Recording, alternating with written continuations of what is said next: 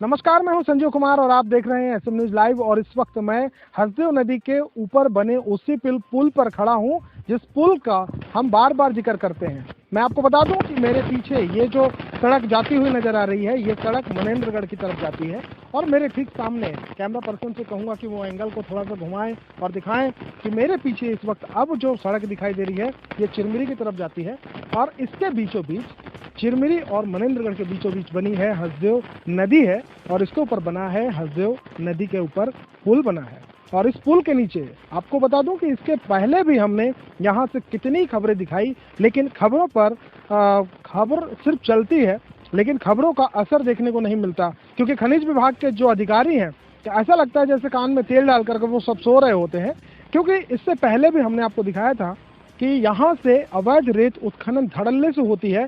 और इस वक्त भी आप देख सकते हैं, कैमरा पर्सन से कहूँगा कि वो दिखाने की कोशिश करें। कैमरे में उतनी कैपेसिटी नहीं है कि वो इसको कैप्चर कर सके, लेकिन फिर भी कुछ हद तक वो ट्रैक्टर जो है यहाँ खड़ी है और उस पर रेत लोड हो रही है वो दिखाई दे रही है। तो ये सारी ट्रैक्टर जो इस वक्त यहाँ खड़ी हैं, इस पर रेत लोड हो रहा है। ये सारे ट्रैक्टर जाएंगी और जगह जगह पर ये रेत को डंप करके वापस आएंगे और वापस आने के बाद फिर से एक बार रेत लोड किया जाएगा। और ये सिलसिला सुबह से रात तक चलता ही रहता है। मैं आपको बता दूं कि इन दिनों खनिज विभाग के एक इंस्पेक्टर हैं आदित्य मानकर जी।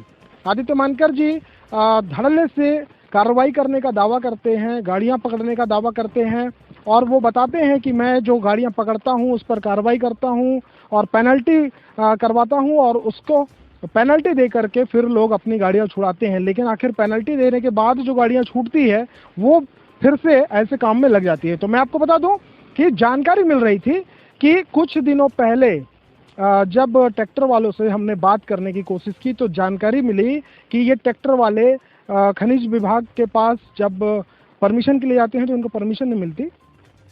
इसके बाद वो काम तो करना पड़ेगा, चोरी छुपे वो लोग फिर काम करना चालू करते हैं और काम करने के बाद जब इनकी गाड़ियां पकड़ी जाती है तो वो पेनल्टी देते हैं। लेकिन पेनल्टी देकर के भी वो एक बार पेनल्टी देने के बाद वो पूरे महीने और महीने पर महीने के लगातार काम करते रहते हैं, फिर भी उसमें कोई बोलने पूछने नहीं आता है।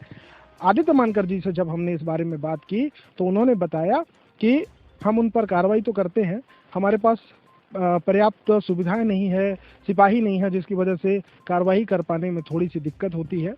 लेकिन हकीकत ट्रैक्टर वालों से जब हमने बात की तो ट्रैक्टर वालों का कहना है कि आदित्य मानकर जी उन्हीं ट्रैक्टरों पर कार्रवाई करते हैं जिसकी सेटिंग उनके साथ नहीं हो पाती।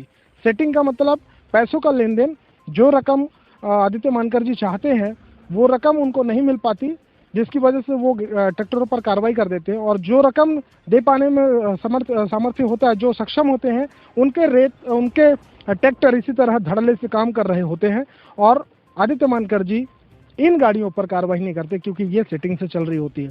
आदित्य मानकर जी को इस बारे में जब हमने बात किया तो उन्होंने पूरे आरोप को सिरे से खारिज करने की कोशिश की। उन्होंने नकारने की कोशिश की कि ऐसी कोई भी बात नहीं है, ऐसी कोई सेटिंग नहीं है। अगर सेटिंग नहीं है आदित्य जी तो आखिर ये सब काम हो कैसे रहा है?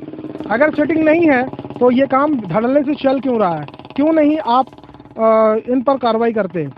एक दिन एक बार या दो बार नहीं, ये लगातार हम खबरों में दिखा रहे हैं कि यहाँ से अवैध रेत उत्खनन का काम चल रहा है।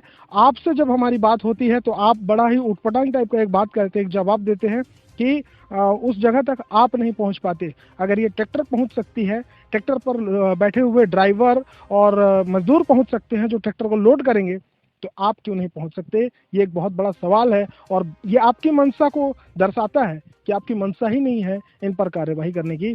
और इससे ये साबित होता है कि कहीं ना कहीं आप सेटिंग से चल रहे हैं। इतना ही नहीं, मैं आपको बता दूं कि किसी भी जिला कलेक्टर ने इस ऐसी जगहों पर ही नहीं बल्कि रेत उत्खनन पर पूरी तरह से प्रतिबंध लगाने की बात कही है। उसके बाद भी धड़ल्ले से काम होना कहीं ना कहीं ये बहुत बड़ी सवाल को खड़ा करता है। और यहाँ इस वक्त जिस जगह पर हम खड़े हैं, यहाँ से महज 2 से 3 किलोमीटर की दूरी पर कलेक्टर कार्यालय है। बावजूद इसके धड़ल्ले से काम होना कहीं ना कहीं सवाल खड़ा करता है कि आखिर सेटिंग कुछ तो है जिसकी वजह से ये काम धड़ल्ले से चल रहा है। विजुअल्स में मैं आपको दिखाऊंगा कि इस वक्त जो ट्रैक्टरों की संख्या है वो महज 5 से 6 है, लेकिन सारा दिन में लगभग 20 से 25 ट्रैक्टर एक एक समय होती हैं जब यहाँ पर भीड़ लगी होती है, 20 से 25 ट्रैक्टर खड़ी होती है, तो समझ सकते हैं आप कि सारा दिन में जो रेत निकल रहा है उसकी संख्या कितनी होगी और कितनी मात्रा में यहाँ से रेत निकल रहा है।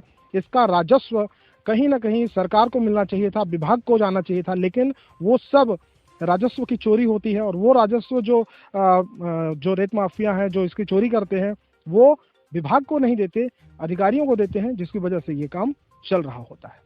आसपास घट रही घटनाओं को जानने के लिए चैनल को सब्सक्राइब करना और बेल आइकॉन को दबाना ना भूलें।